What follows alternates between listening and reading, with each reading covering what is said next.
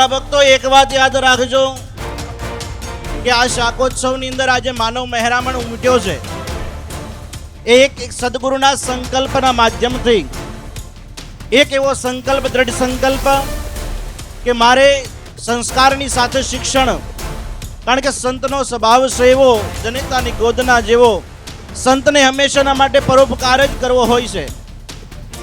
તો હું એવો કયો પરોપકાર કરવો, અને એક સંકલ્પ લીધો કે મારે આજના યુવા પેઢી, આજના હિન્દુ ધર્મની અંદર, આજનો હિન્દુ ધર્મ, આજના હિન્દુ બાળકો એ આજે ધર્મ પરિવર્તનની અંદર એક નાની વાતની અંદર, એક એડવર્ટાઇઝથી, એક કોઈ સામાન્ય મીડિયાના વાતથી એ ધર્મ પરિવર્તન કરી દેતા હોય છે. અને આજનો યુગ એવો છે કે જેનો ક્રેઝ હોય, કાલે ઈસાઈનો ક્રેઝ આવશે ને તો ઈસાઈ પાનવા મળશે. એટલે હિન્દુ ધર્મનો જે બાળક છે, આપણો સનાતની જે બાળક છે, એ બાળક છે કોઈ દિવસ બીજો ધર્મ પરિવર્તન ન કરે, બીજા ધર્મની અંદર ન જતો રહે. એના માટે એક સંસ્કારની સાથે શિક્ષણ અને શિક્ષણની સાથે સંસ્કાર, આ બે સંવલિત જો થશે તો આપણું ભારતનું ભવિષ્ય, આપણું હિન્દુસ્તાનનું ભવિષ્ય, સનાતન ધર્મનું ભવિષ્ય એ ઉજ્જવળ બનશે.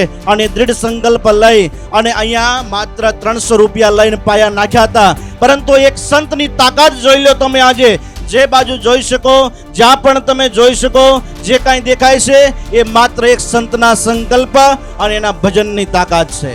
પૂજ્ય ગુરુજી ક્યારેય પણ કોઈ દિવસ ક્યાંય એમ કહેવાય કોઈની પાસે આજીજી કરવા નથી ગયા.